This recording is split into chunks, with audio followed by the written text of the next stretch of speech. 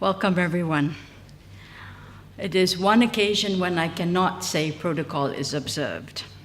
So, Honorable Hubert Hughes, Chief Minister Anguilla, Honorable Philip Pierre, Deputy Prime Minister St. Lucia, Honorable Alvina Reynolds, Minister of Health, Wellness, Human Services, Gender Relations of St. Lucia, Honorable Dr. Robert Lewis, the Chair, Minister of Education, St. Lucia. I think I'm going to shorten the ministry names because in the interest of time. Honorable Harold Dawson, Ministry of Social Transformation, St. Lucia. I think he will be joining us soon. Honorable Samantha Marshall of Antigua and Barbuda. Honorable Stephen Blackett of Barbados. Honorable Kifton Dakuto of Trinidad and Tobago. Honorable Frederick Stevenson of St. Vincent and the Grenadines, Mr. Bentley Brown and the OECS team, permanent secretaries, senior officials of all our 12 countries of the multi-country program, UN colleagues, especially the UN resident coordinator from Trinidad and Tobago, my colleagues from UNESCO and UNFPA, development partners, the diplomatic corps, ladies and gentlemen. With such a distinguished team, I think I've used up my allotted time, so I will try and breeze through the rest rather quickly, especially since Minister Pierre has made all those critical points. First, I must convey apologies from our Deputy Regional Director who was supposed to be here, but at the last minute she was called by global demands on budget reviews. When governments around the world and in the Caribbean are in dire straits, the multilateral organizations are as well. So we're all looking at our budgets very closely. I will only partly apologize for having bussed all of you here to the sandals, since most of us are not here as couples, and none of us are children. As you may understand, I think UNICEF funds must go to children first. And despite the disco ball, we're going to do some serious work, but we will party tonight. The Regional Office for Latin America and the Caribbean wanted to especially convey the recognition of UNICEF's work in this region in leading global trends for several decades. We've been among the first to operate in the context of middle-income countries. We've been among the first to be able to do more with less. We've been among the first to actually focus on how to address complex problems like child protection. And this region has shown the leadership in terms of dedicating a good chunk of the budget to health and education and social services. As more and more countries around the world are entering middle-income country status, the eyes of the world are upon us to see how we program on a rights-based approach so that we reach the most vulnerable children, and how we, as Honorable Pierre pointed out, how we struggle to program effectively with extremely limited resources. But it is also in this very context that the demands are growing to show tangible results that impact directly on the lives of children.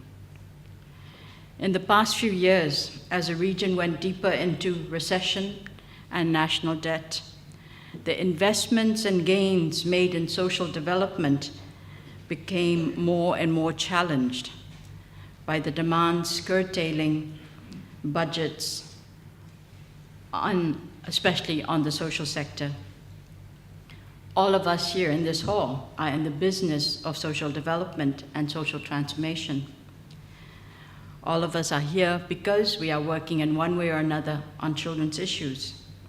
So it's preaching to the converted to say that public spending in education, health, child, and social protection cannot be seen as costs, but seen as actual investments that yield both economic and human development dividends.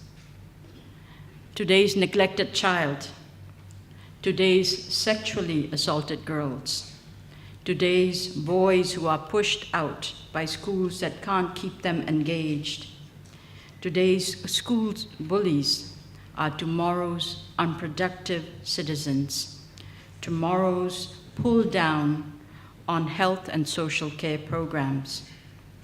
Childhood deprivations have a lifetime effect that in many cases cannot be reversed.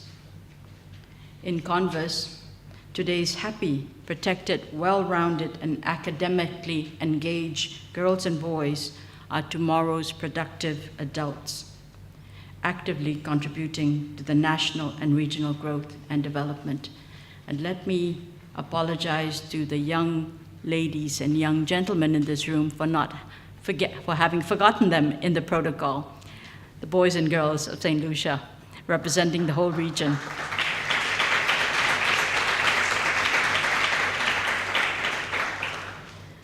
The gains in social development, the high immunization rates, the low infant and child mortality rates, the universal primary school enrollment rates are all testimony, tangible evidence of the long-term commitments to social justice and equitable development in the Caribbean. But the signs of deterioration are already evident. There is nothing more worrying than the rising crime and violence among youth. It is precisely in these times of financial constraints that these gains have to be protected. Tough leadership decisions will certainly have to be made, there is no doubt. There are inefficient, popular policies and programs with low or negative returns or high wastage that certainly need to be curtailed. But in every option being considered on how best to use public funds, the fundamental question will need to be, how will it affect the most vulnerable household? How will it impact on the most vulnerable child? Ladies and gentlemen, these are the most critical aspects of any human and social development programs. We at UNICEF, we work with all of you, and in the programs of cooperation with the countries in this sub-region, we can only go as far as a collective vision of this collective leadership. Whether that leadership is short or far-sighted, whether that leadership is looking at immediate economic returns or looking at longer-term returns on human development investments, are not within the realm of any external actor. As we review the multi-country program, at this midpoint, the changing context and program environment have to be kept in mind. UNICEF's inputs are minuscule if you look at the totality of the budgets that you are managing. How and whether these inputs are strategically placed to leverage a much larger concerted effort to yield measurable results for those who need the most attention is in your hands, our implementing partners. We are highly encouraged by the level and numbers of participation. We look to an enriching engagement in these 2 days. On behalf of our Regional Director, Bernd Assen, who was in St. Lucia last year, let me thank each one of you for being with us for these 2 days. Thank you very much.